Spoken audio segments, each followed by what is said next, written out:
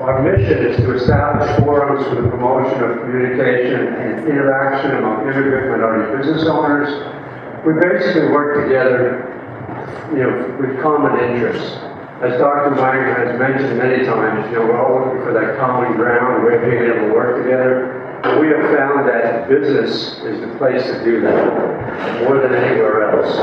We have the ability as business owners to come in contact with hundreds, if not thousands of people every year, more so than people even do at a house of worship.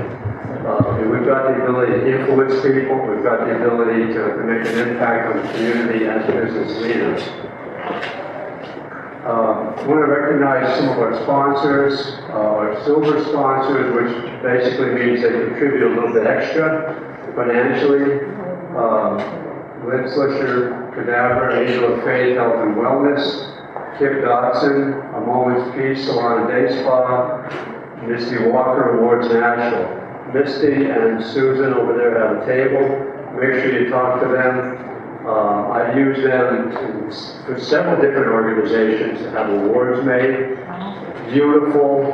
And please don't do this, but I've actually told them like 3 days before I had to have awards, is there any way you can get this done? And Misty's answer is, we got you, don't worry about it. And they get it done. Beautiful work. They've done everything from awards for the CMA Awards all the way down to people like me. So they're very, very good at what they do. Gold sponsors, Dr. Ming Wang, Wang Vision Institute, and special thanks to Tribeca National University. We have someone here from Tribeca. Hello, I'm Janice Lowe. I work in the Office of External Relations, and we're very happy to have noise on campus this week because it's spring break. You're welcome to be as rowdy as you need to be tonight. Coming to the campus, and we're happy to be a part of this organization and support the mission and the work of the group. Thank you for being here. We have LMRC from Wang Vision Institute. Oh, what I'm going to do here is let everybody just talk for 45 seconds, 30 to 45 seconds about the organization. Hi guys, thank you all so much for coming. It's good to see some familiar faces. As you know, Dr. Ming Wang has an autobiography called From Darkness to Sight, and we're selling the books here at the table. The movie Sight, there's a big poster that's to the left of there. It's based on his autobiography, and we're still doing the private showings of this film at Wang Vision Institute, so if you would like to come see it before its official release for a special premiere and preview of it, please sign up. Also, we have the Common Ground. The whole book set is for $25 altogether, but we welcome you to come visit and have a chat. So thank you so much. Hello, I'm Misty Walker with Awards Nashville.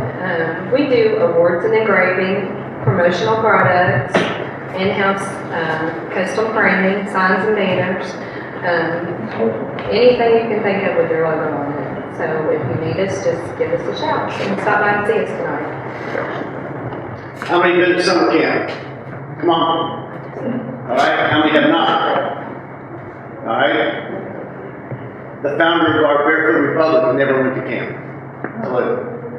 Goes and becomes a counselor at a camp when he's a freshman in college. Has a wonderful experience spiritually, out in God's nature. Comes back, asks his mom, hey, why didn't you ever send me to camp? We couldn't afford it. Plain and simple. He vowed back then, this is 24 years ago, I'm going to have a camp someday where those who can afford to go to camp and those who can't can come. Now every camp, there's a lot of good camps in this town, this state, this world, give out scholarships, sliding scale, but what's unique about Barefoot Republic, it's 50% of all the spots that we have are saved for those who can afford it, and 50% of those who can't. And that's part of what I do. I raise money for that 50%. Why? Because we want to bring together all the different social economic groups, zip codes, and bring them together and do what? Break down the barriers and build something better under the umbrella of Jesus. We use athletics and fine arts as common ground. And it's a little messy in the beginning, and then it gets really good. So we do that at day camps around Middle Tennessee, and then we do it at our overnight camp, which is 90 minutes from here in Kentucky, 110 acres. It has all the cool things you'd like. Plus, it's got 14 rooms that are called hotel rooms, not cabins.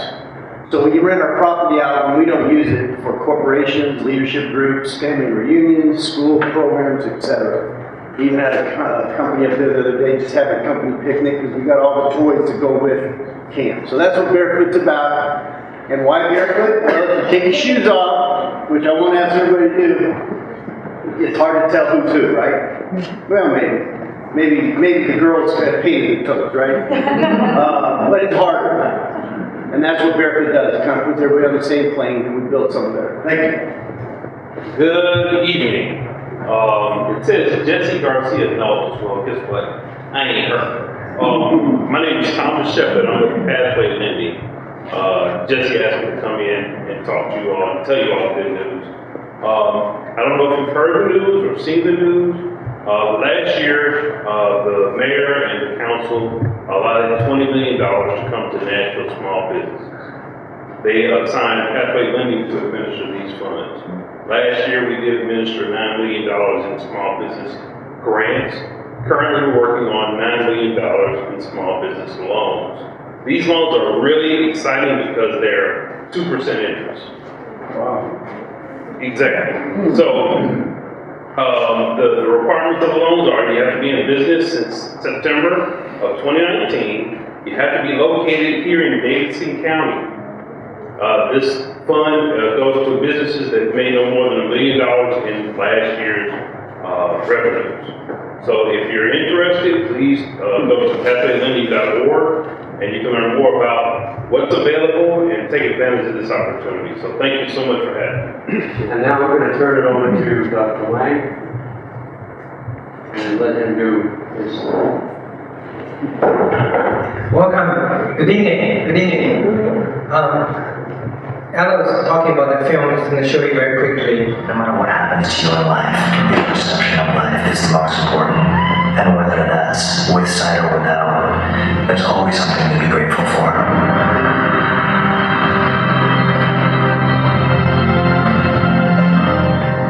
Dr. Ming Wang is a world-renowned optometrist who has had an extraordinary life and has an extraordinary story to tell. You know, this was a guy who really came from nothing and created something. And he finds himself at the top of his professional career, and a patient enters his life. My journey from China to America. I deal with many challenges, difficulties. It's hard to get medical school here in the States. So you coming from China, don't waste your time. And then he walks this incredible journey of being coming from where he came from. And then evolves into this completely outrageous story that takes him to the other side of the world just to find closure with something that he started with at home.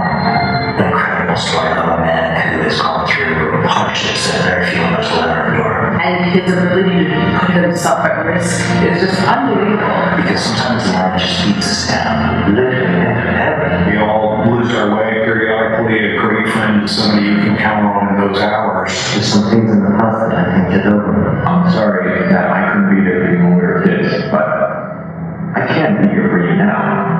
It's about fighting for one's dream, really overcoming our past so that we can actually live the life that we were made to live.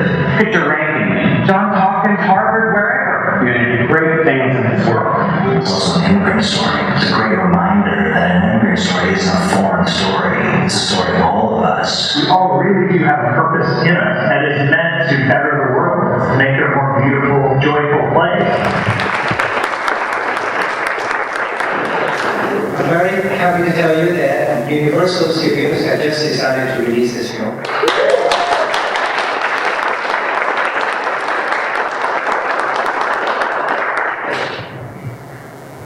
And we will be releasing in the fall and winter. And the story of immigrant is perfect for this organization, Tennessee Immigrant Minority Business School. Before its official release, I am still showing the film at the office privately until the Universal account needs to stop. So you have to see the film free before that. Is that I don't know. I want to tell you just a few more things about TIMBG. Before that, I want to acknowledge Victor and Sergio for Hey Nash. Thank you for coming this night.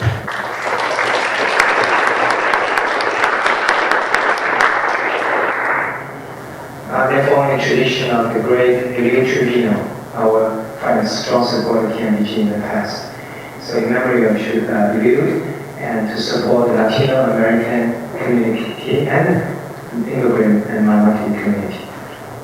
20% US population is Latino Americans, 18% US population are African Americans, and 6%. In about 10 to 15 years, or maybe shorter, these three groups will become the majority.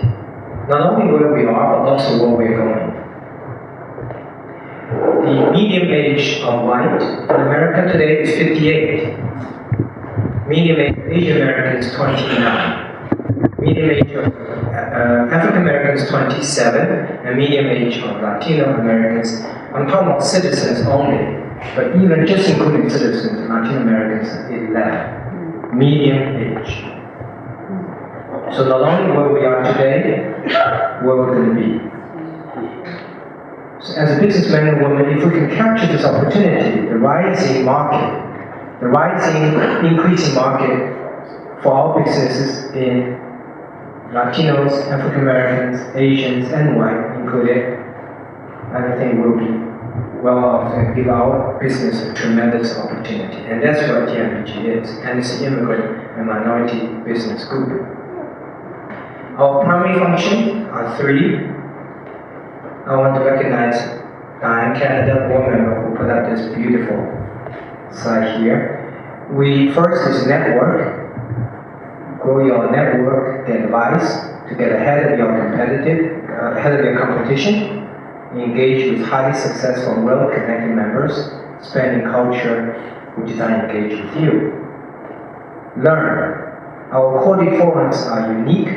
Learn directly from members who are willing to share their wisdom, experience, connections, and hacks to help you overcome your toughest business challenges.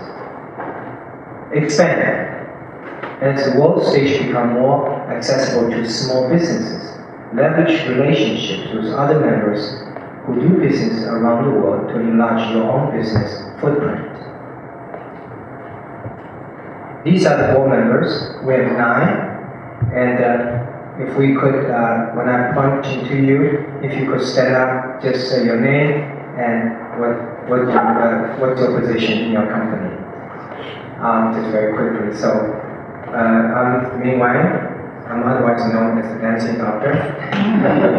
Kip Dawson. Yes. Hi, Kip Dodson. I'm an entrepreneur. Diane Canada will introduce her in a moment because she is our host. Dr. Paul Braden. Hi, I'm Paul Braden. I am a business coach for Christian-owned businesses. Thank you, Paul.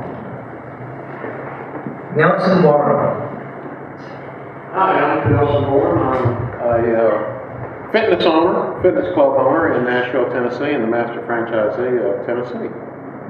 If you want to see what this country will look like in the future, you go to Nelson's Gym. It's the United Nations. Hi, I'm Yusuf Husseini. I've been a Tennessee banker for about 10 years, various banks, also entrepreneur, and starting a mortgage broker program. Thank you, Yusuf. Hey everybody, I'm Brandon. I'm a restaurant entrepreneur. Brandon's father is David Lee, owner of Fuling Restaurants series, coming as a penniless refugee. Brandon established his own business now called Steam Boys, with multiple locations. John Midland, our COO, quickly what you do.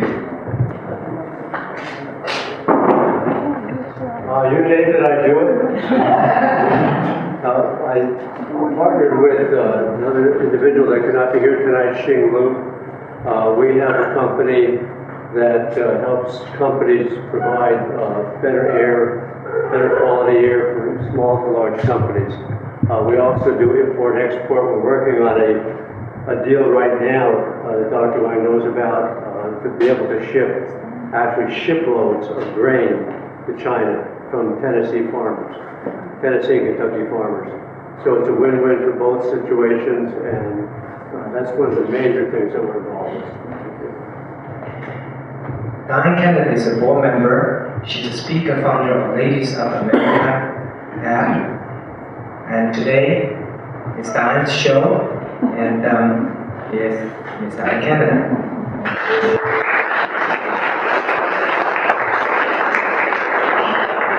Hi, good evening, everybody.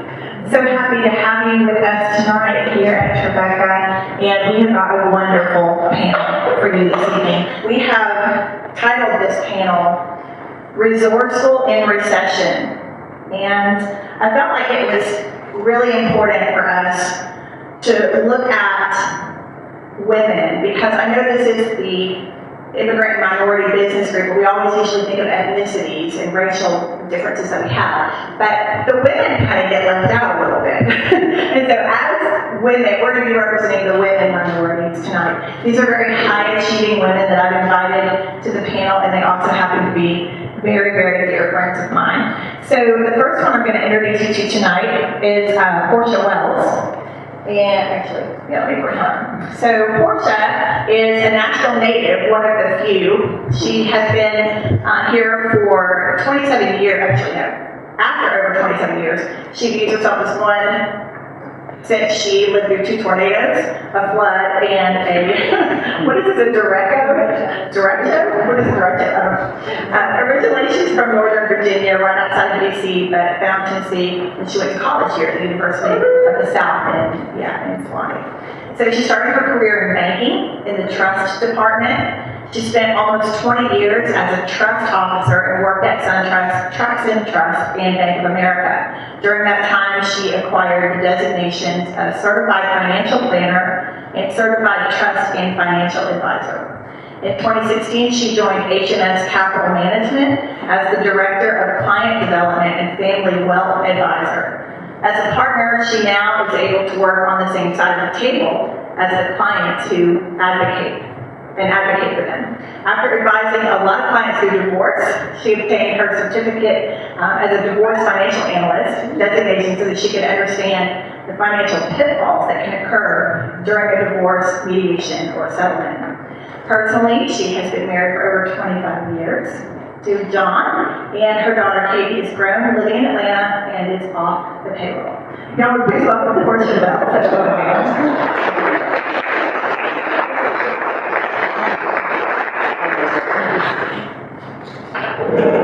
Next, I'd like to introduce you to my friend, Beth English. So, Beth and I go back nearly 20 years at this point. We've seen each other in several incarnations of business entrepreneurship. Beth is a celebrated visual artist and leader here in Nashville. She's a survivor of childhood trauma who learned to manage her PTSD like a boss, using the power of creativity to heal. Founder of the 10,000 member artist community, she leads creatives to let go of fear and create with joy. Her artwork has appeared on nationally syndicated television shows, public art murals, in the homes and offices of private collectors around the world, and even on our city buses. After embracing stand-up comedy at the age of 37, she now speaks to global organizations about the power of our imagination and how it can help us discover our potential. So please welcome Beth English to the stage.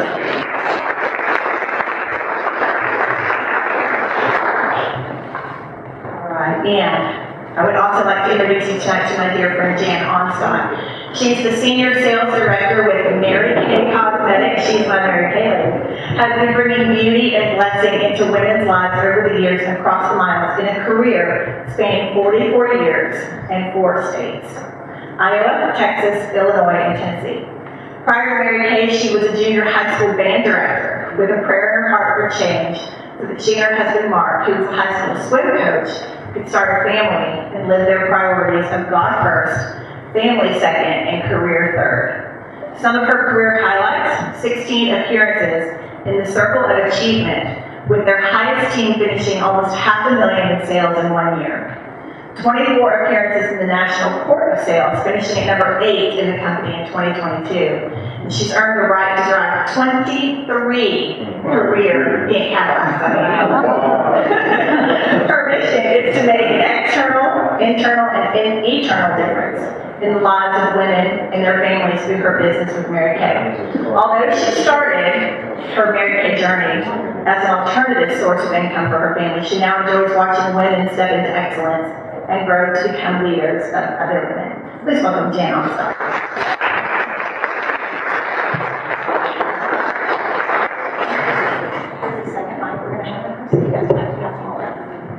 All right, so we're just going to sit and have a chat tonight about getting really resourceful in recession. How many of y'all are feeling the recession already? Y'all are feeling it? Okay. How many entrepreneurs do we have in the room? Okay, large majority. So this is going to be really good meat for you tonight. I wanted to not just talk about what do we do in recession. I wanted us to look at this from multiple angles tonight. So the first question that I want to pose, and thank you all for being here. I love you all. What are the biggest challenges? Like, let's go ahead and kind of just dump these out on the table tonight. The biggest challenges in a recession that businesses face, that entrepreneurs face. What goes on when we start talking recession? I'll just start off and say that in my experience being a serial entrepreneur, that a lot of clientele starts cutting back on their services or their products with you. So they change their spending patterns. But I just would love your thoughts on what you think. For me, working with clients and investments and all of that, and people with all levels of wealth, the biggest thing is panic. Absolute teetotal panic. And today was a perfect example. On the way here, I had 3 calls from 3 clients saying, I need to get out of the market. I need to get out of the market today. And what I tell them is, the market moves so quickly. I mean, it's down 500 points today. It could be up 1,000 tomorrow, or it could go up 1,000 and then down. I mean, it's just a roller coaster. Let me tell you, it's exhausting some days. But, you know, it just moves so quickly. And so you really just have to ride the wave. If you go to cash, okay, go to cash. But what day do you go back in? Do you know exactly that moment in time that's the perfect moment to go back in the market? And quite honestly, if all of us could predict the future that well, we would be doing something entirely different and not be worried about any money at all. So my biggest thing to clients right now is just panic. I think a big challenge is remaining hopeful. And I think sometimes we tend to focus on the problem rather than the solution. And, you know, just what we focus on magnifies and multiplies. So do I want to focus on lack? Or do I want to focus on gratitude for all the ways God has provided manna all along the way on my journey? So yes, we have to stop complaining about the food. Like, stop complaining about the price of eggs, right? Because we're just making the problem bigger by doing that. And I feel like, you know, we have to watch who we're hanging around with, because we do become like the 5 people that we hang around with most. And mindset is like COVID, very contagious. And also, I feel like I've been around the block a time or two, and I've noticed that there are ebbs and flows in life. There's ups and downs. There's series of feast and famine. Be like Joseph. Prepare for the next famine. Always be in that preparation mode. Our fear-based mindset shows up. And then we tend to work and work and work. Think that we can work ourselves out of it. And we don't give ourselves any time to renew ourselves. And so it's really important that we continue to take care of ourselves. And it may seem counterintuitive to not work when we've got to solve problems. But if we continue to burn ourselves out, we're not going to be good for ourselves or our clients or anyone. And so it's really important that we ground ourselves in knowing that if we're going to get through anything tough, we have got to take care of ourselves first. The opportunities that are available to us in recession. I know we've touched on a couple of things so far, but I would love to go a little deeper on how can, like you said a minute ago, how can we look at this not as something to be in freak out over, but how can we look at this as something where we can see opportunity? Because we're all of us up here, we're solution oriented. Like, we don't need anybody else to tell us the bad news, right? But what do we do about it? So, you know, kind of going back to one of the things I was talking about earlier about when people start cutting back on spending with you, all of that, you know, we have to create these new revenue streams.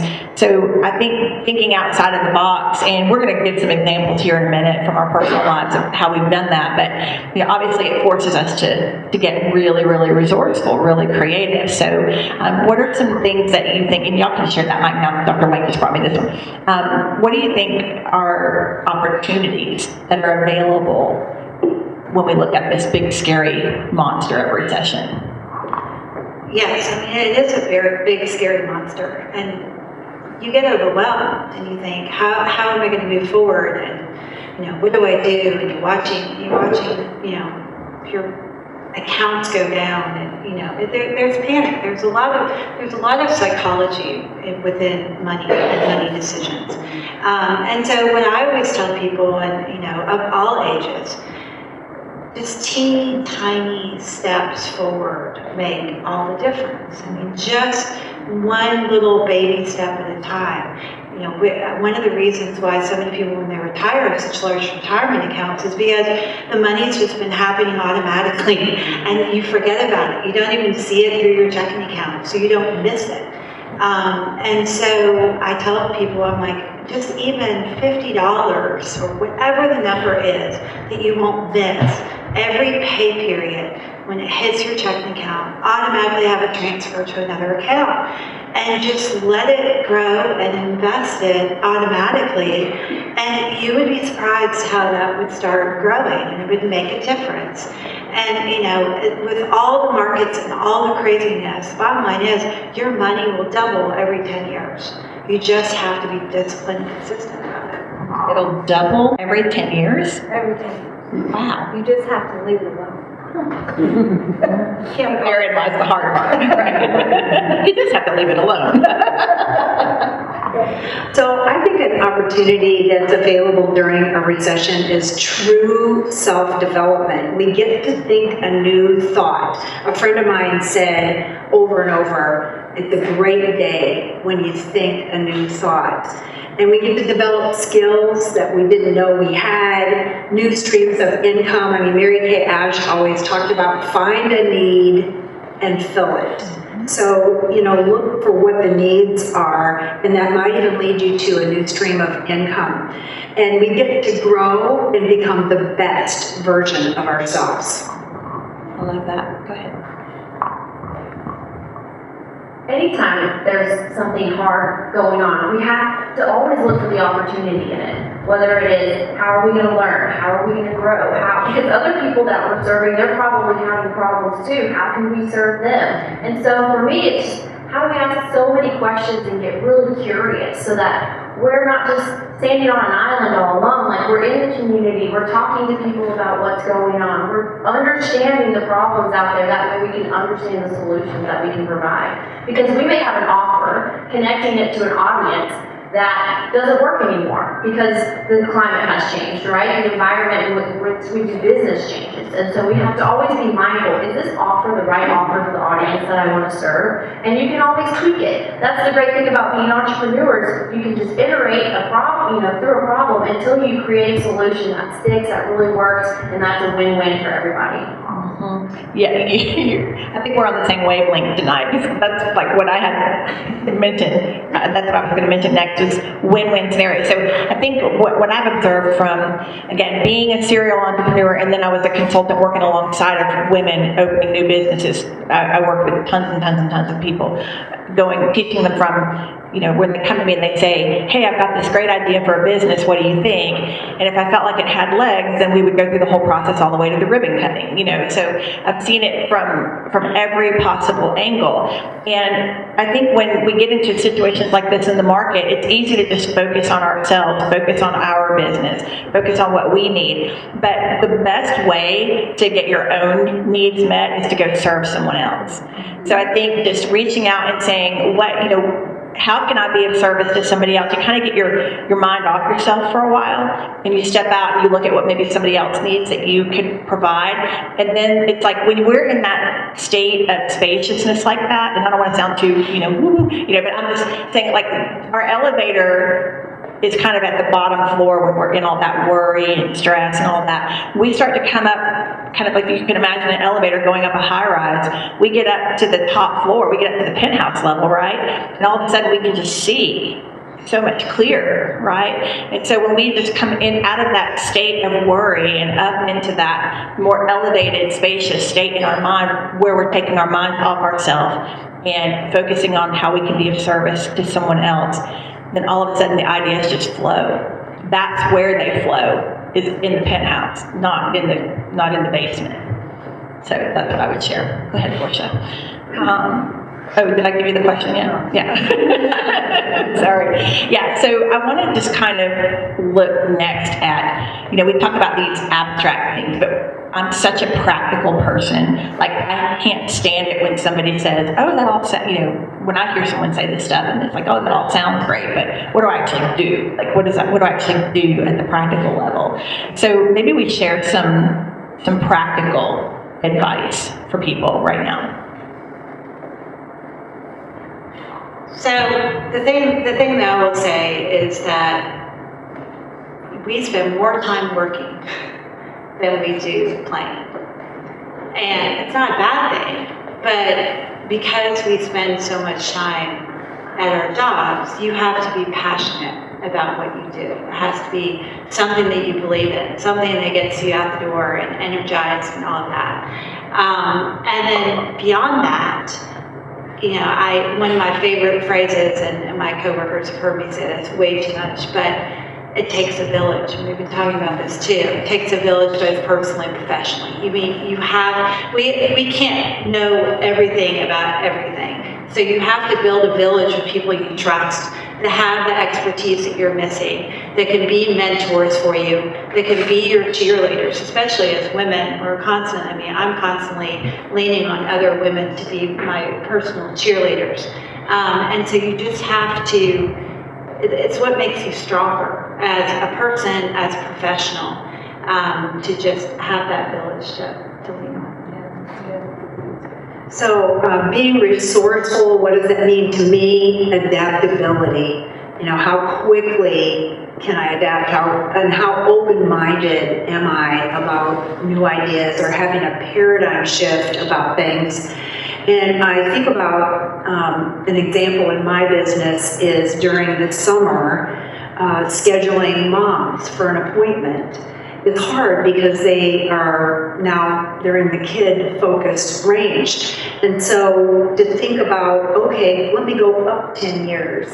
Who are the empty nesters that would love to have that pampering appointment? Or who are the 20-somethings that I could reach out to? So just, shifting who maybe, or what, or how, just that adaptability and flexibility. There was that little toy back in the day called Gumby. Anybody remember Gumby? Be like Gumby.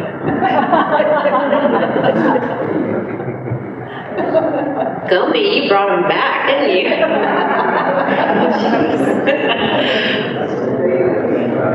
Yeah, we got some chatter in the room. We love Gumby. All right, being resourceful you moved it. I'm sorry. Yeah. Being resourceful on a practical level. We gotta know what we're doing, right? So if we're running around like chickens with our heads cut off because we're afraid or whatever, we gotta settle down, create a strategy. We gotta know what we're selling, who we're selling it to. We've gotta think about what are all my favorite experiences that I've had in the past that's doing business? How can I do more of that? How can I connect to the people I've already done business with and talk to them and connect? It's all about connecting, making connections. We like to do business with people we know, like, and trust, right? And so how are we continuing those relationships with the people we've already done business with? Because they're the ones who are inevitably going to give us the money the first and the fastest. And so when it comes to recession, I think we have to really rely on our network, on the people who already know, like, and trust us, and then continue to reach out to them with ideas, because we have to have ideas and solutions if we want to get people's attention, right? If we are day trading attention all day long, we've got to get people's attention to focus on what it is that we do and why it's special and why it's different. And so we really have to know ourselves so well that we can connect with people at the same level that we connect with ourselves. And I think those types of relationships are the ones that will carry us through anytime we're in a hard situation. And like we were saying earlier, don't just go looking for what you can get from them, but what can you give? Like, just call, if somebody crosses your mind, I'll just call Garrett up one day and say, hey, you just crossed my mind, and what's going on? Is there anything going on in your life? Can I pray with you about anything? Or, and you just have no idea where that conversation could go, but it's not about, you're not doing it with an agenda, you're just reaching out because you truly care about these people. Because you know what, they're in recession too. They're going through this too. And maybe just a friend once in a while is nice to hear from. So I just want to, as we start to wrap this up, and then we'll open it up for Q&A for a few minutes if we have time, if John says we have time. But I'd like to just, each of us, bring up a personal example of how we got resourceful in recession or just after recession. Because maybe there might be something we experience that might spark an idea for you. So I just thought we would do that quickly.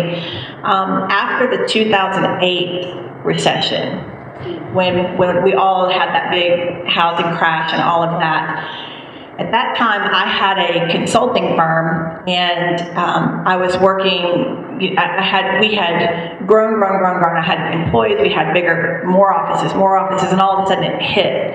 And I was like, and all of my clients they all just like shrunk into shadows. They were like, we love you, but we just can't afford you anymore.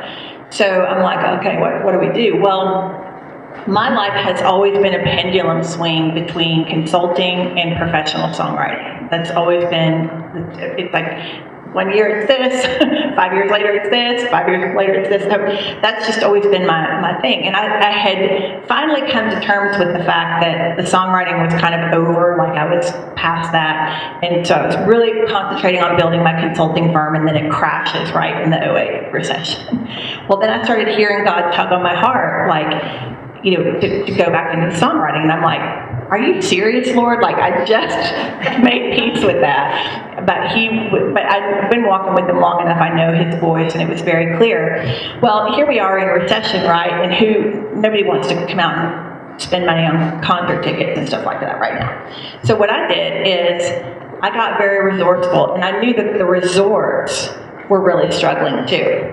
High-end, like, there is probably a class of people that is not as affected by the recession, and I knew that. So the 5 diamond resorts out there, the incredible, the Lowe's of the world, and the Hammock Beach resorts, and those types of resorts, I started thinking, what can we do together? Again, it's a win-win, and everybody can kind of ride this out.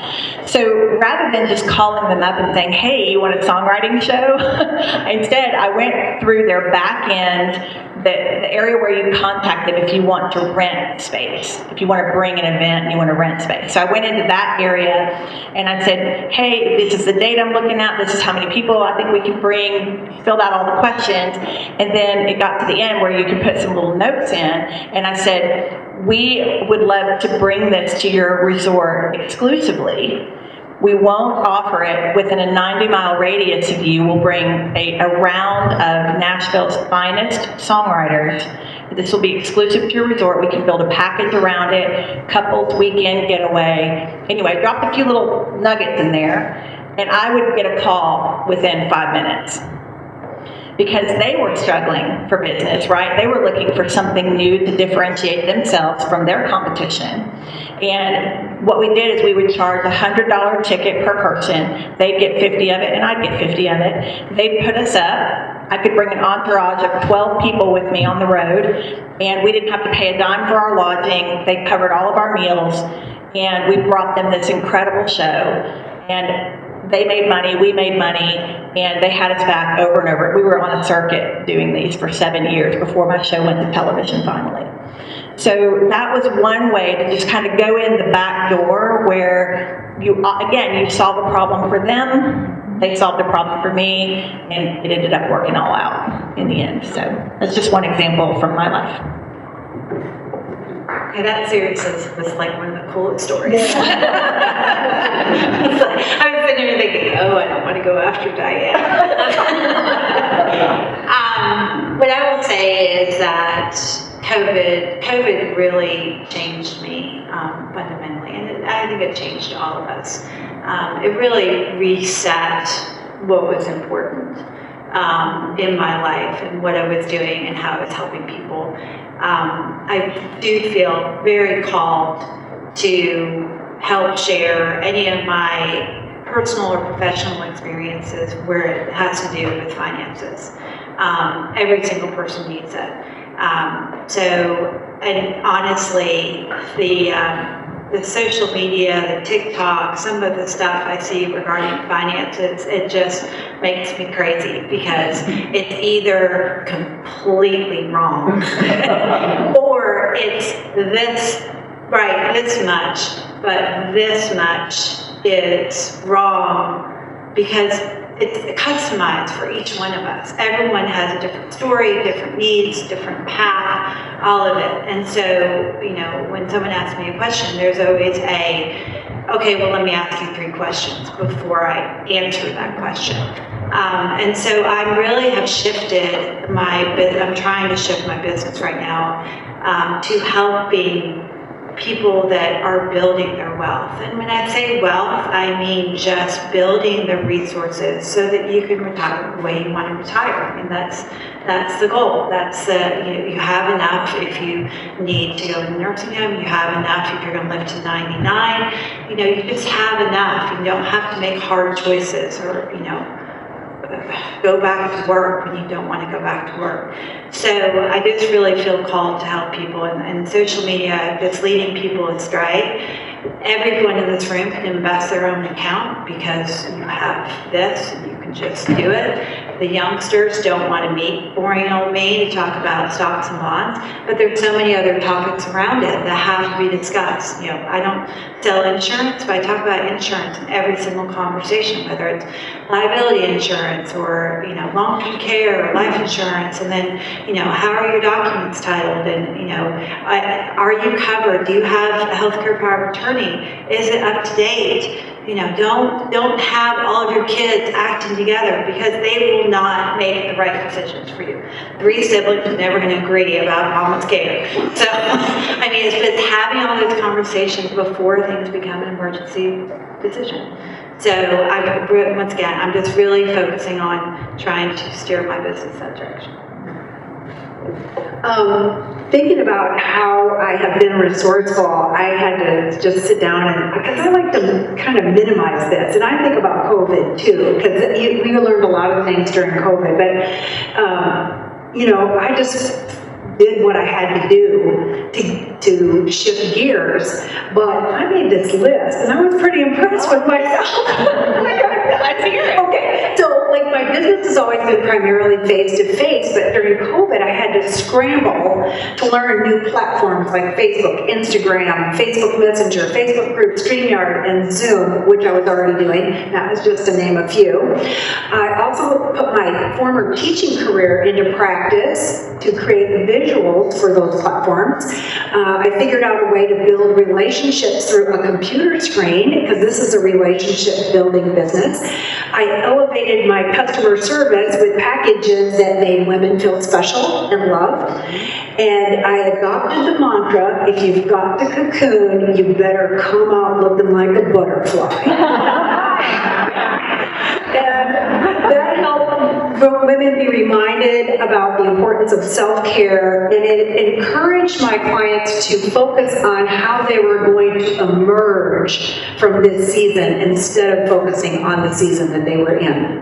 I love that, Dan.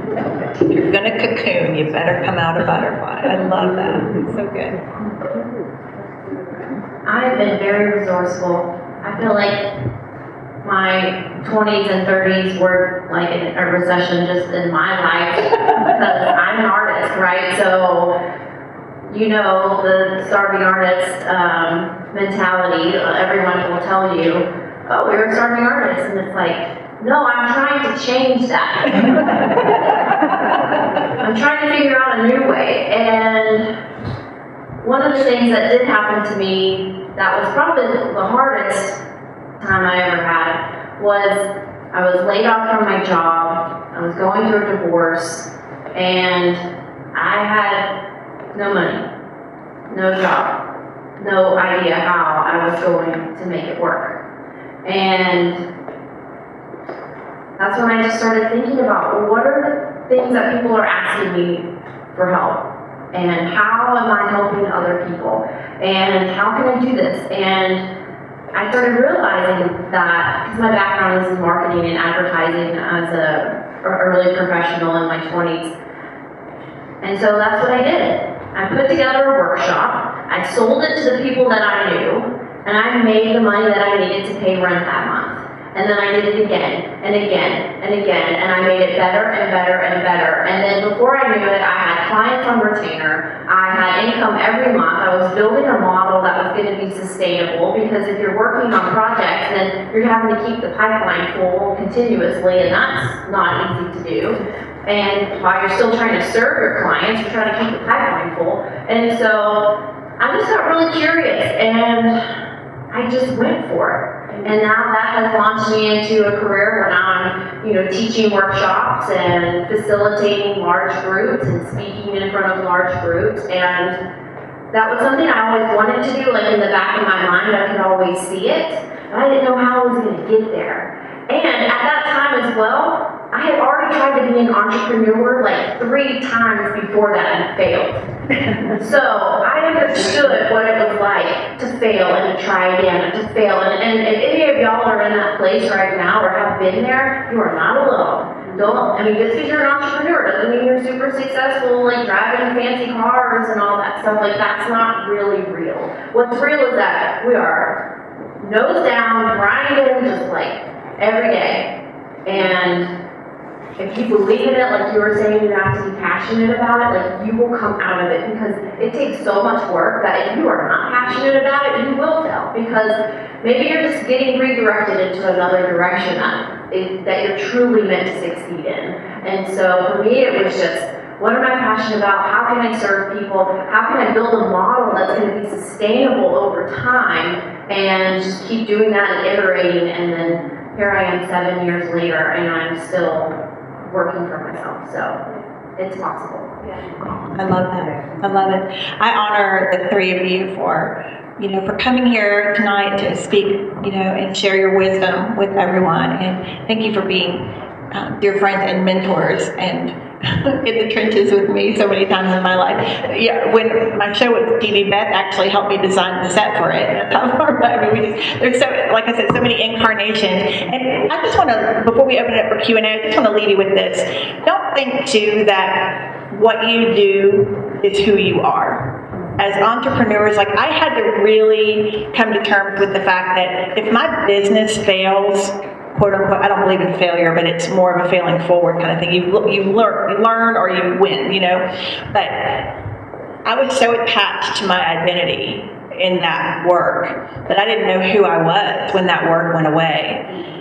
So it was rattling. It rattles you to the core.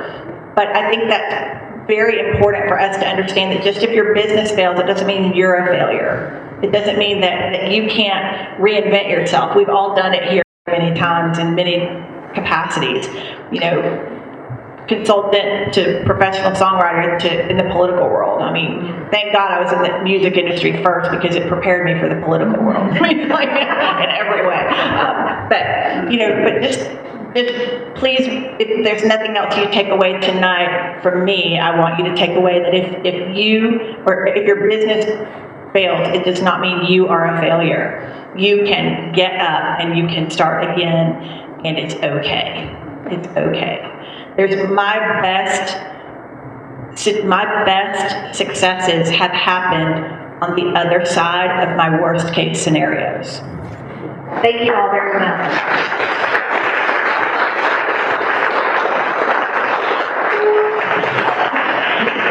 Diane, thank you again for putting this all together. Ladies, it was great. We all need to hear things like this. One thing I was just going to mention, that we're going to start going around the room. Everybody's going to have a quick chance to say who they are, what they do. You're going to have 30 whole seconds. So if you have not found the way to be able to explain what you do in 30 seconds, you need to work on it. Because a minute, 2 minutes, 3 minutes is way too long. People are going to ignore what you're saying in the first 30 seconds. Before we do that, I'm going to have Nelson Bourne, James, one of our board members. He's going to be hosting the June forum. Nelson's going to tell you about that. Hey guys, wasn't that just absolutely wonderful, wonderful meeting? Thank you so much. I got so much good advice out of that. You set such a high bar for me for the next meeting. I really appreciate that. Thank you so much. That was wonderful.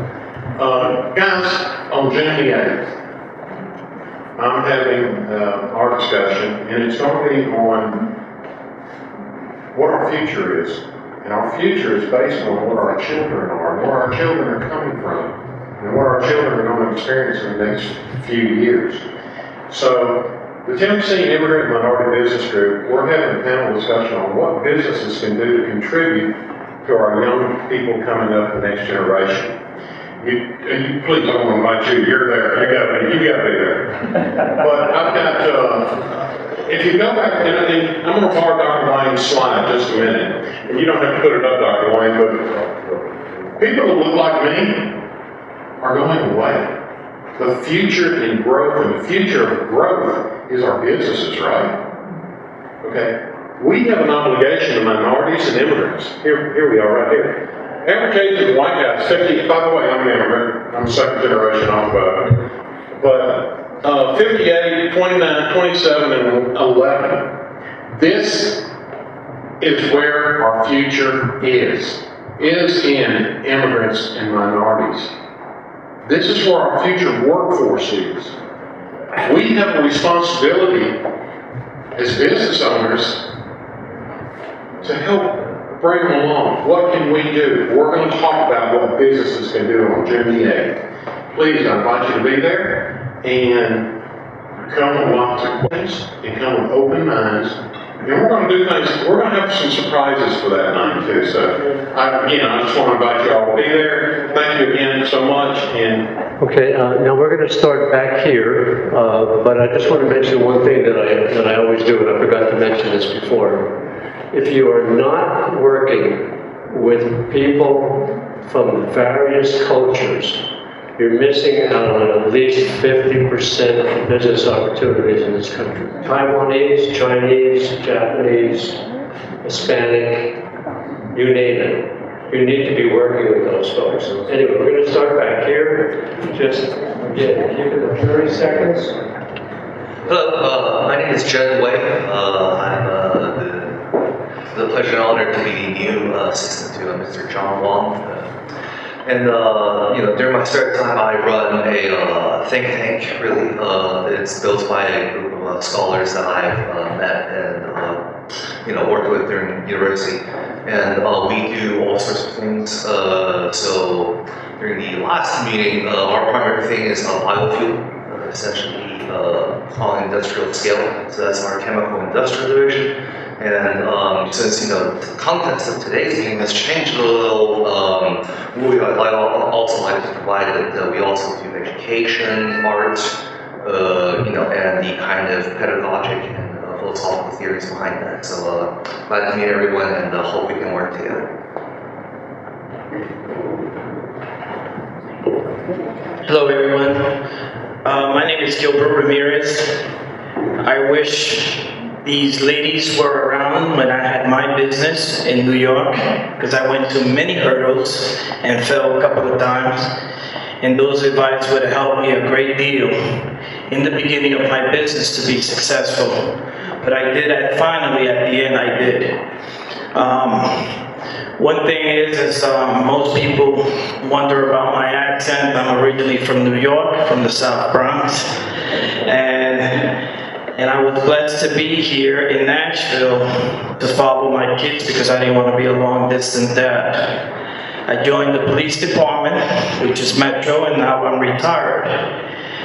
During that time, I was the liaison to the Hispanic community. So my job for the last 11 years during that time, I had to find a way to get the trust of the community. That way they're able to call the police, and we were able to help them. So I was their point of contact. During that time frame, I became the board of directors of Nashville Cares. Then afterward, when I retired, I became the president of a Philippine organization for almost 9 years. So I stay very active within the community. It's true, we need to do a lot for the businesses. And some of you people here have resources to make it happen, to help the new people that's coming in to be successful in their business. So by me saying that, and I know he only gave me 40 seconds, where I'm trying to get at is, I am one of the candidates to run for mayor here in Nashville. So as a minority, I'm blessed to take that position and hope that we could educate these kids of the future, bring trade schools back into the schools. That way they're able to do the jobs that some of we are not going to be around to do. As well, we need to not defund the police. We need to make sure they have the resource to be able to protect our community. Not only the police, but we need to take care of the firemen, T-Dot, and as well as Metro Waters. So, and they talk about also affordable housing, and we could go on and on and on, but that's another topic I'll be glad to talk about. My website is not up yet. We're working on it because I put my papers in on Monday, so we're rushing to get everything together. So I'm looking forward to serve this great county, this city, and to make everyone as a community successful, whatever we do. Thank you.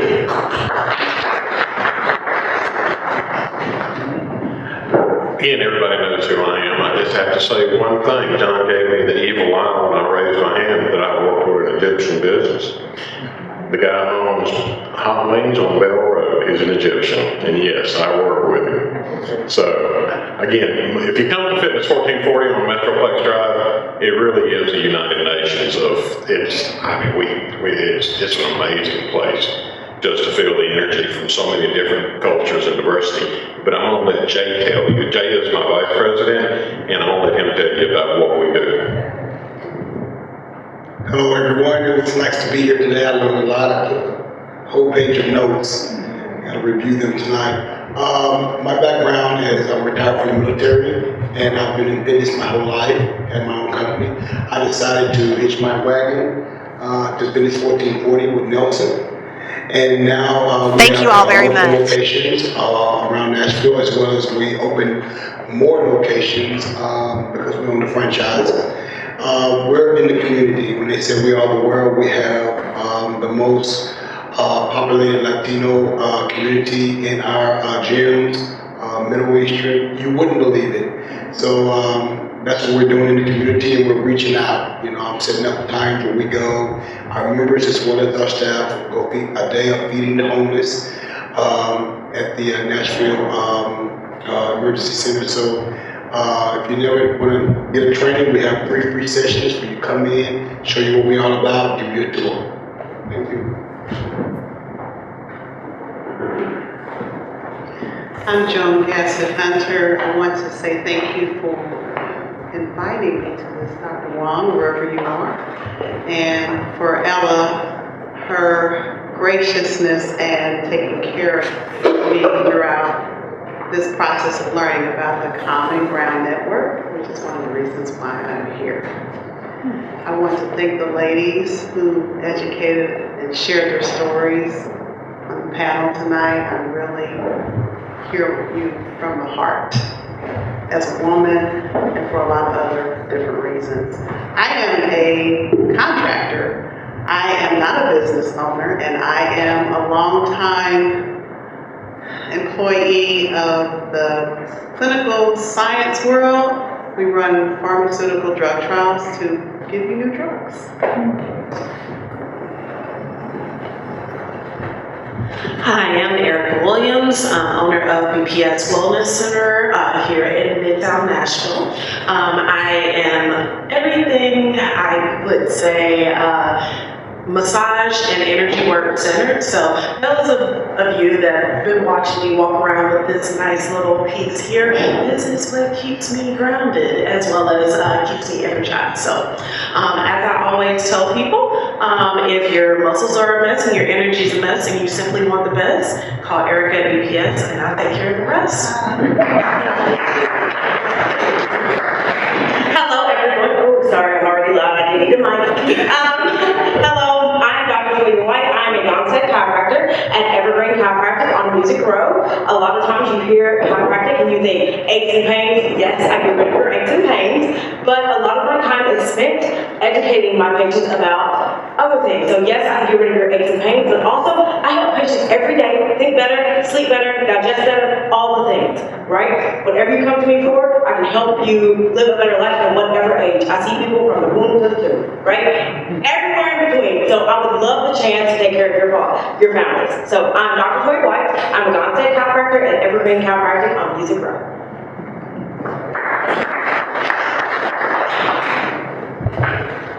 Okay. Thank you so much, Dr. B, with my friends Victor and Sergio for inviting to me and staying here.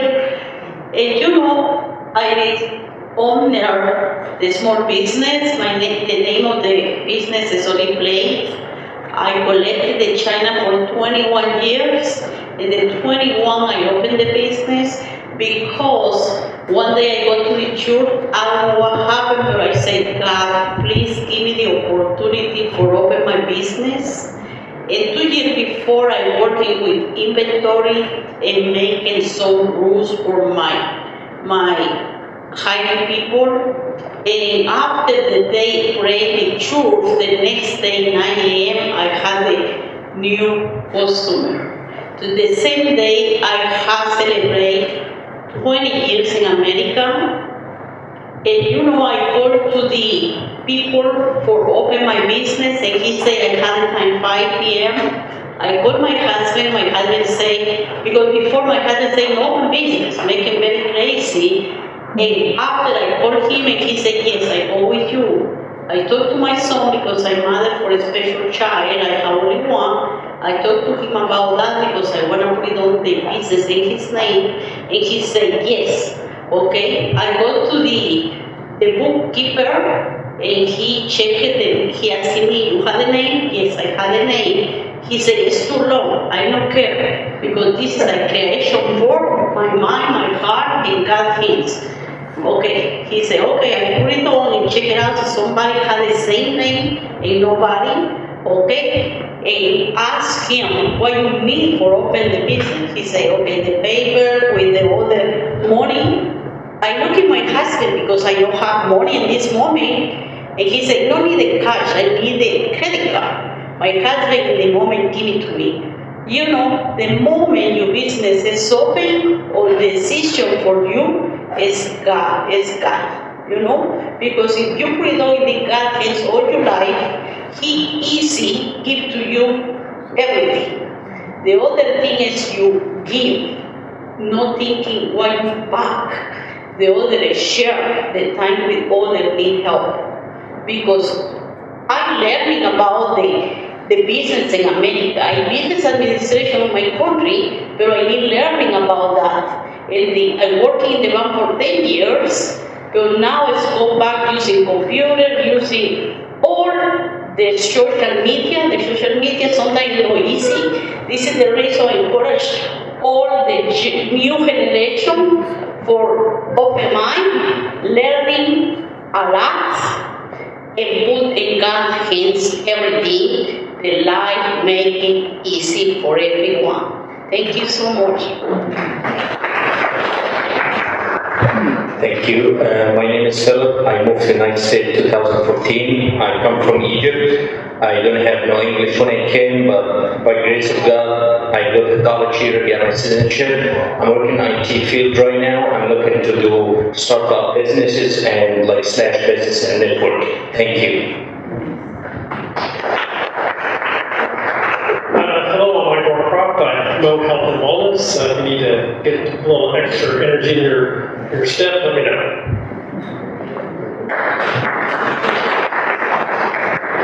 I'm Kip Dotson, I'm a board member. I'd like to feature a service that we basically provide as TIMBG. One of our goals was to give you the power of a network as if you have lived here for the 30 years I've lived here, or that all of us basically are 1 degree separated. So I own an ad agency, I own a digital marketing company, I own a mobile piece. And I just basically have a passion for helping people with business in certain ways. So TIMBG, in my opinion, is just a great organization to expand your network and diversify that. So I would encourage you to expand your network with TIMBG and just, I'd say to my kids, the world belongs to the askers. You probably just didn't ask the right person. Hi, my name is Chris Bowman. I'm with Co-Advantage. How many of you business owners write checks or have checks that go to your employees? Everybody has to pay their employees, right? How many have workers' comp? How many have medical benefits? Okay, what you're doing when you're outsourcing, those are called vendors. I'm not a vendor, I'm a partner. I come alongside you to help you with what we have. We have over 100,000 employees under our umbrella, so we can get you big time savings on medical, workers' comp, payroll, than going out on your own. So it all starts with a conversation. If you want to push a guy who's going to push his way, that's not me, go with somebody else. You just want to have a conversation, talk and learn about each other, then go ahead and give me a call. Chris with Co-Advantage. Good evening, everyone. I'm Professor Jonathan Robertson. My background is in primarily corporate America, and I also taught for a couple of years. I'm the CEO of a nonprofit organization. And the nonprofit organization, we have a for-profit asset management firm. We have 2 KPIs. We're not the traditional nonprofits. Our KPIs are focused solely on wealth. And so the number 1 KPI is to build total wealth. And number 2 is to increase the number of people that participate in that wealth building.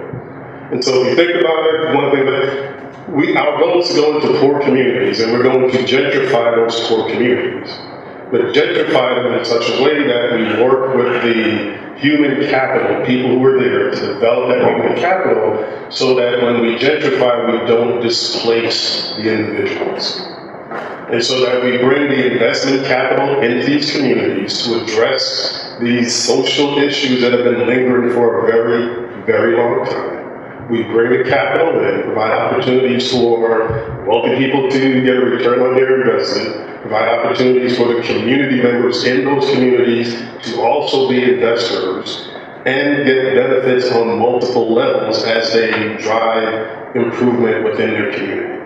And so how do we get the residents to own and have greater agency for outcomes in their communities while building total wealth for others as well? Hey everyone, I'm Steve Mitchell, Nashville native, deep roots in the city. I'm a real estate and healthcare entrepreneur. I have a principal broker of a legacy real estate group. We're a local real estate firm. We manage properties to wholesale and retail brokerage, some land development, a little commercial. Here to build a relationship. We have a multilingual office, so we do business with a lot of folks who are new to the city and be considered natives, but are quickly becoming. So I think it's only 7 years becoming local. So that's one of the benchmarks. Anyway, good to be here. forward to meeting you guys. Get out your phones. Get out your phones and type in barefootrepublic.org. That's what y'all can do. I'm Mark McFerrin.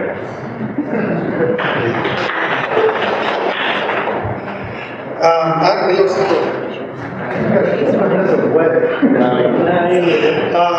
my name's Neil Smith. I work for Innovative Technology Solutions.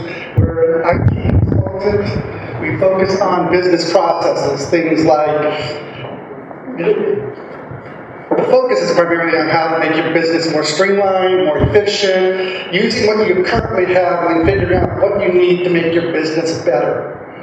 What would take your business to the next level?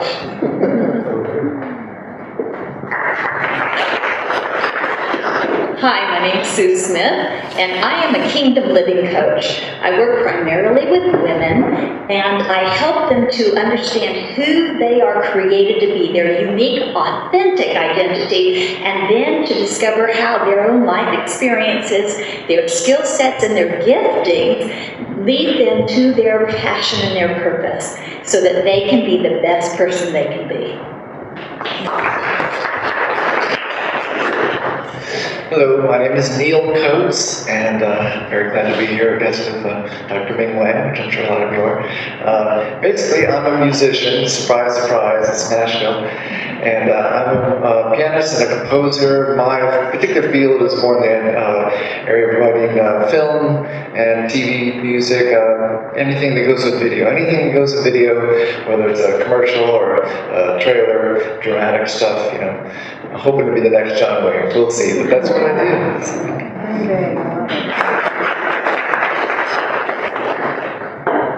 Hello, I'm Miroslava Gilbert. I'm a structural engineer. I do not have a business, but I work for a very wonderful local small company, and we designed a lot of buildings in Nashville. And in my spare time, I study stock market and investing. So hopefully one day it will be a business. So thank you. Hey everyone. Like most of you, I'm an entrepreneur myself. I founded this fast Asian restaurant chain called Steam Boys. It's we have several locations all across Nashville. Yeah, we serve bao buns, we serve noodles and dumplings, so feel free to go try it if you haven't. Thank you.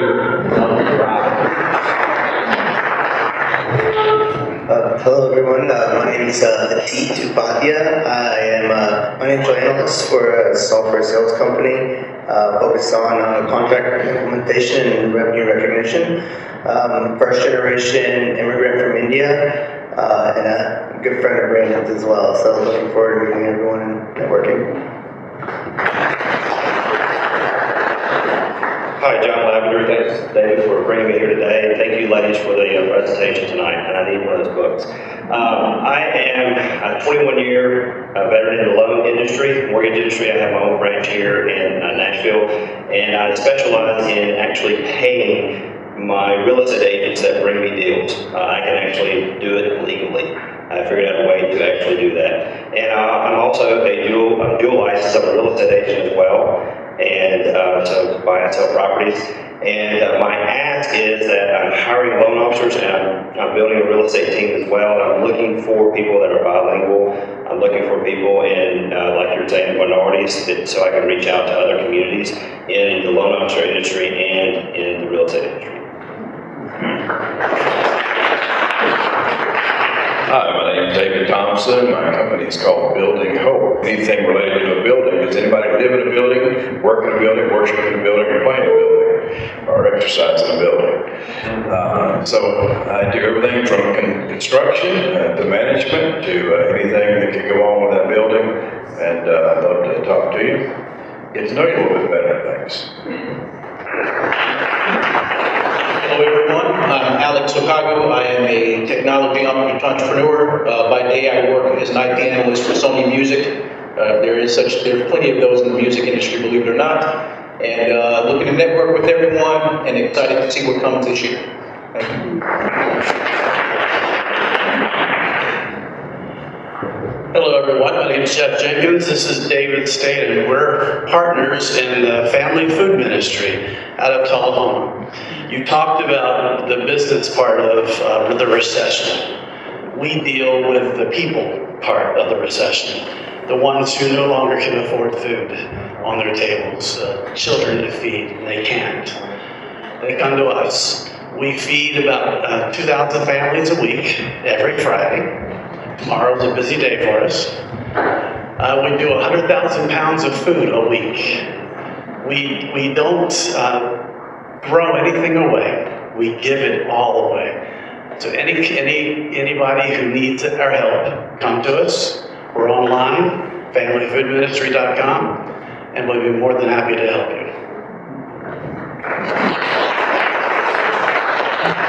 I'm David Staten. So I guess if I could build on what Jeff was saying, we move 100,000 pounds of food a week. That's the equivalent of 2.5 semis, 83,000 meals, and $12 million retail value of food that we invest in our community every year. It's all rescue food. A few years ago, we just celebrated our 4th anniversary of the ministry. A few years ago, some folks that we loved were hungry, and we were trying to figure out ways to help.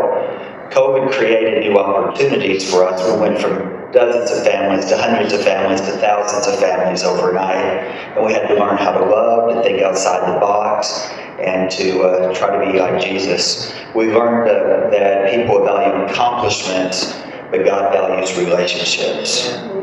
And we did this in the front parking lot of our church. There were about 12 members of our church when we started, and it takes 54 people to run the ministry successfully on Friday. God provides. He's amazing. You want to make donations? I need them. familyfoodministry.com. I want to just add for Pastor David, I had an opportunity on being at their church last Sunday, and it was amazing. And they were very humble. They were really well-known organization now. Is it Times Square? Some pictures that I was seeing that they had your photo in there. What was that? Oh, that was in New Orleans. New Orleans. Yeah, so it's nationally known organization. I went to school at Western Governors University. Got a bachelor's and master's degree in nursing, and this last year for their 25th anniversary, out of the 300,000 graduates, they picked 25 to be distinguished alumni. I was one of the 25. And then last week they unveiled a bus, so my picture is on a bus that we traveled across the country. And we have some information about family food ministry. Hi, I'm George Hato. I call myself the financial mechanic. And what does that mean? It means I'm like a part-time CFO or controller for small and medium-sized businesses that need something more than the bookkeeping. And try to keep you growing your business, try to make you moving forward, try to keep you out of trouble. George Hato, financial mechanic.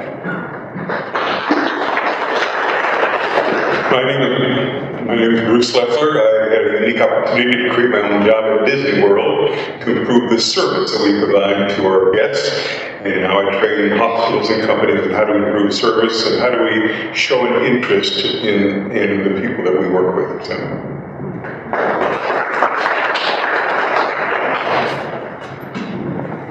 Again, I'm Janet Swubble from here at Tribeca, and I wanted to mention that we're going through accreditation starting next month, so keep us in your prayers, and we're very happy and excited about the focus for the next 5 years is called Caring for Careers. And some of you may have heard or know that Tribeca hosts the greatest, and it's just very exciting. So I want you to know that about Tribeca, and also I want you to know that on March 22nd, Tribeca will host its 3rd annual Giving Day. So if you see a billboard or a sign, or you have love for the work of training the new population, the new students coming in, that'd be a great way to do it.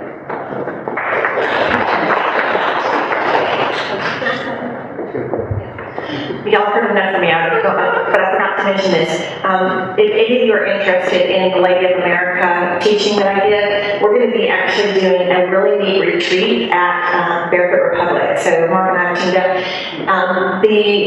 It's going to be on the weekend of April 14th through the 16th, so tax day weekend. That'd be a good way to escape it. But we're going to go up to Barefoot Republic. We're going to invite women up. We're going to be doing workshops, but a lot of free time to really relaxation, a lot of the walks in nature, things like that.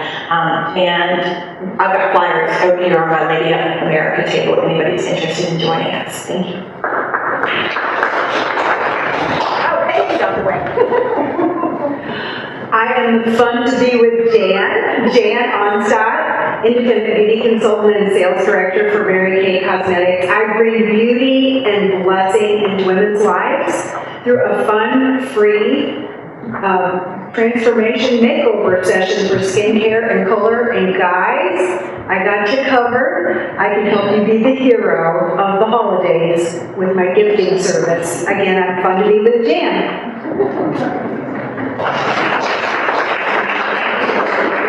I'm Rebecca Cole, founder of Divine Hope Community, where we help women take back their authority and walk into their destiny. And this Sunday at 2 p.m., we're actually doing a free Zoom call where if you are a woman or you know of a woman, please invite them.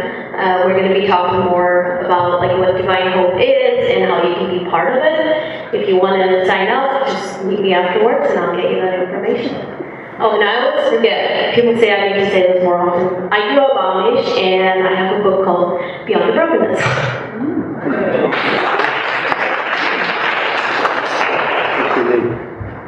Sorry? That's unique. Yeah. I'm Dr. Paul Grayton, I'm not unique. I wanted to talk to you real quickly about Tiger Woods. Anybody know who Tiger Woods is? And for many, many years, he was absolutely the best golfer in the world. Nobody could touch him. He was winning tournaments by 15 shots. I mean, just crazy scores. And all that time, even though he was the very best, he had a coach. All that time. This is what I offer for Christian business owners. I am so excited to be working with these people. I'm talking to one of my clients yesterday who had her first $10,000 week. She was averaging about $500 a week when we started 3 months ago. It's just exciting because when we got on Zoom because of distance, and she was so excited because last week we talked about what God saying your next step is. And when she understood that, she says, I did it, and $10,000 came. And she said, this was just a baby step. There's so much more ahead. So I'm helping people not only step into solid business practices, but we're also caring for God. Sometimes you know what you're doing, and God says, like the fisherman, throw the net to the other side of the boat. So we want to be able to take advantage of those opportunities as well. For our members and for people that are associated with this group, I'm offering a free 1-hour strategy session. Won't cost you anything, there won't even be a sales pitch at the end. If you just want to talk about where you're at and where your dreams are and how to get started going next, just reach out and we'll set that up. Thank you. Hello again, Portia Wells, HMS Capital Management. I'm a family wealth advisor.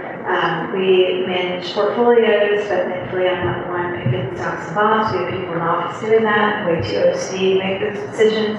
But I work with clients about everything surrounding it, whether it's financial planning, estate planning, divorce discussions, child discussions, how do I get my kid off my cell phone bill discussions, and all of them. So thanks for listening earlier.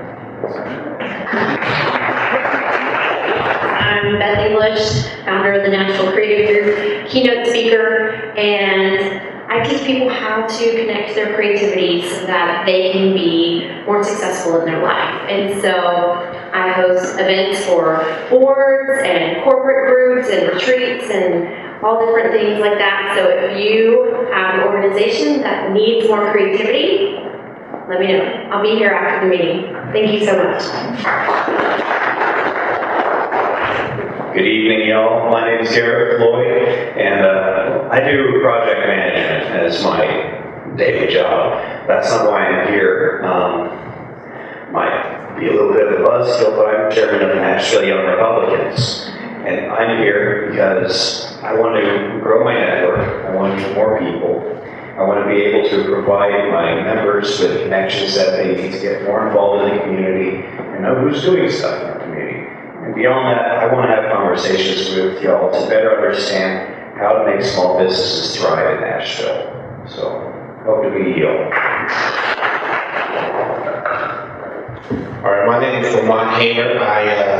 By day, I'm an IT consultant, and after this, I have another full-time job. I'm the president of the Young Republicans of Williams County. Now, my main reason for being here is to break down some walls, because I know with the Young Republicans, we really need to get young people active in politics, and I think the best way is through businesses, because you all hire. And that's the biggest, in my opinion, way we're going to be able to try to reach some of these folks, and not just with politics, but with caring about the community. And that's exactly what you all do. So, yeah, I'm here all week.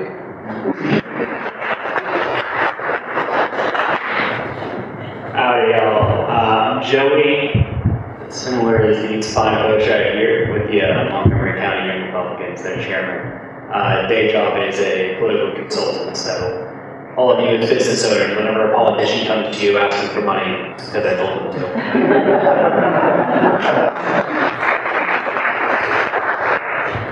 My name is Yusuf. I kind of told you what I did earlier, and I just want to thank Diane for an amazing forum. It was awesome, and I enjoy listening to business owners, especially in Nashville. You know, what makes you guys tick, and your passion is so infectious, and I take a lot from that. So thank you all for being here, and I've learned so much from each and every one of you. Thank you.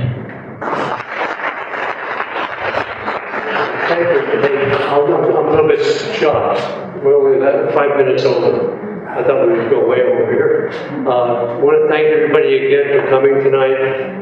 One last reminder, if you'd like to become a member, there are membership forms over here. You can ask me about that. We'd love to have you sign up as a member, and then you get into all the forums at no cost for the rest of the year. Plus, we're going to be starting a business directory as soon as I get around to doing it. And that way you'll be able to share ideas of what you do and all that. So I'll be reaching out to you so that I can get a little bios from everybody, and we'll be able to get a directory together. I'm going to close out here by letting Diane come up and just finish us up here. And again, one last thing, John. John Wang came a little bit later, but John is the president of Tennessee American Chinese Chamber of Commerce. I'm also the COO of that group. And John and I work together, again, promoting mainly business between China and the U.S., and that's what some of the things that I'm very, very much involved with my partner, between China and here, but also between business owners in the States with Chinese business owners in the States. You'll also be getting information from me about those meetings. I've been working with John for about 9 years now, and Dr. Wagner for about 9 years. And again, same type of organization, but a little bit more focused. Thank you. What is your name, ma'am? Diane, Canada. Okay, who do you represent? My company is Lady Up America. So I've got the Lady Up America app. Okay, you can talking about your company? Yeah, so I have developed a teaching app for Christian conservative women, and it's to help teach them how to win hearts and win minds and win votes in the toughest political climate of our lifetime. Thank you for your time, and thank you for this interview. Thank you for being here. Thanks. What is your name, ma'am? I'm Jan Onstadt. Fun to be with. Okay, who do you represent? I'm with Mary Kay Cosmetics. You can talk about the company? Yes, Mary Kay Cosmetics is a woman-owned business. It was started for women, by women, and it's about enriching women's lives and making a difference in their family situation. Okay, excellent. Thank you for your time. Yes. Thank you for this interview. Thank you, ma'am.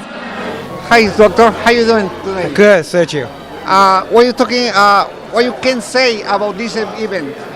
Today we have forum for Tennessee Immigrant and Minority Business Group, TIMBG. Tennessee Immigrant Minority Business Group is a business owners organization. Members are Latino Americans, African Americans, Asian Americans, and white. And white actually are minorities here. And these three groups, Latino, African Americans, and Asians together, we're 44% of US population. And we will become the majority for the first time in US history in a few years. So if any people out there who want to achieve your business success, whatever line of business you are in, you want to get extra help, advice, you want to identify extra market, join the Tennessee Immigrant and Minority Business Group. And also I want to say, I love Hey Nashville. Estuvimos aquí en este gran evento de TMG. Gracias.